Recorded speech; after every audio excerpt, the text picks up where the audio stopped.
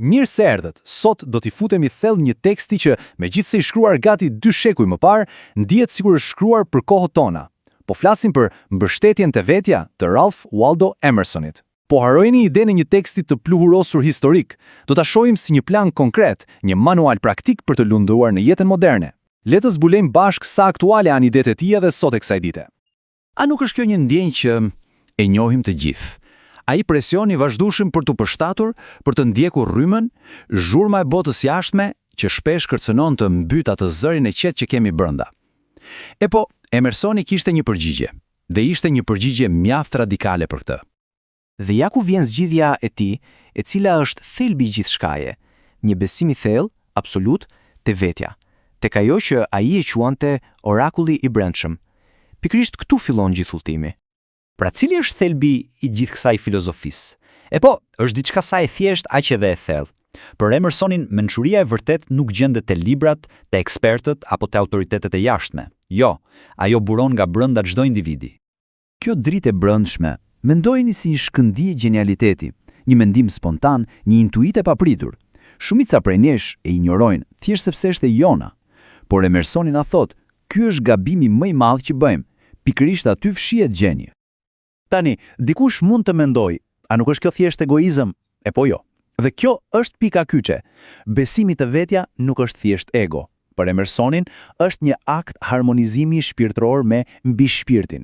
Këtë burim hynor që rrjedh përmes nesh. Pra, është diçka shumë më e madhe se kaq. Emersoni e ilustron këtë dallim në mënyrë gjeniale. Nga njëra anë kemi intuitën, mençurinë parsorë, mendojeni si kodin burimor, si origjinalin. Nga ana tjetër, kemi shkollimin, mësimin dytësor, që është si një program i kopjuar nga dikush tjetër. Pyetja është, me cilin sistem operativ do të funksionojmë? Në rregull, por çfarë do të thotë kjo në praktik? Si duket një jetë e tillë? E po, gjithçka fillon me refuzimin kategorik të 2 gjërave që na helmojnë, imitimit dhe zilis. Kjo është goxha e fortë apo jo? Le ta zbërthejmë pak. Emersoni thotë se kur kemi zili dikë, ne në fakt jemi ignorant ndaj potencialin ton unik. Dhe kur imitojmë dikë tjetër, ne po kryejmë një lloj vetvrasje simbolike, po vrasim unin ton të vërtet. Le të marrim një shembull modern, le të themi një kuzhinier. Rruga imituese thjesht kopjon pjatat që janë në modë, që shesin më shumë. Rezultati? Një jehon boshe. Por rruga tjetër, ajo e mbështetjes te vetja, aty kuzhinieri eksperimenton. Bazohet te përvoja e vet dhe krijon diçka krejtësisht të re, autentike. Dhe kjo kërkon diçka vërtet të vështirë, një vetpranim rrënjësor. Të pranosh çdo pjesë të vetës, anët e mira dhe ato më pak të mirat, jo si defekte, por si lëndën tënde të parë, si materialin unik me të cilin duhet të ndërtosh jetën tënde. Dhe për ta bërë këtë ide edhe me të prekshme, Emersoni përdor një metaforë fantastike nga bota e bujqësisë.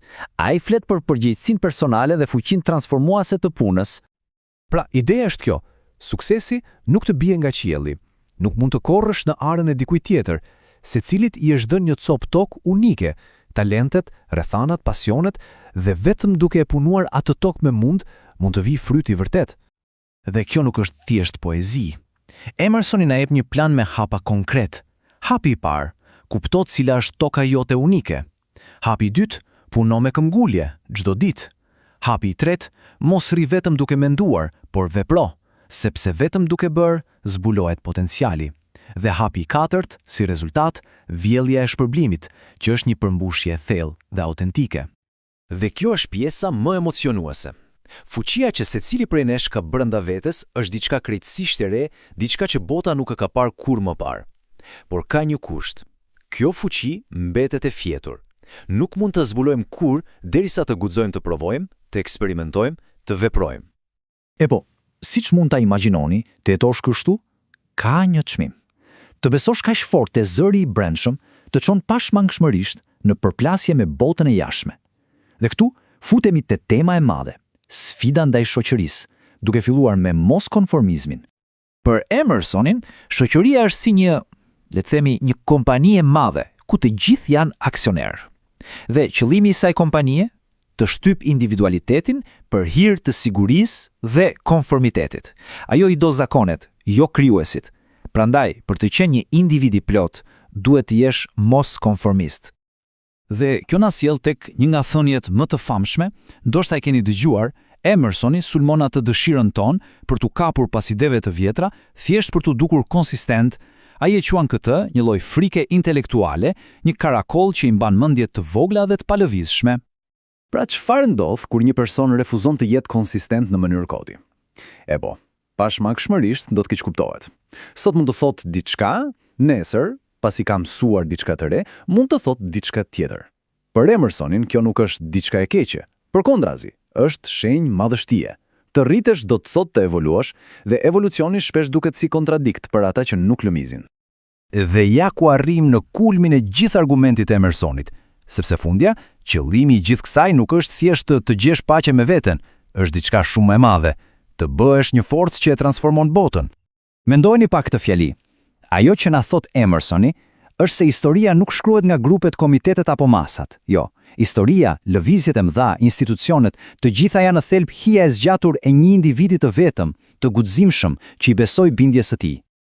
Dhe ai nuk flet në ajër, ai na jep shembull konkret, historik.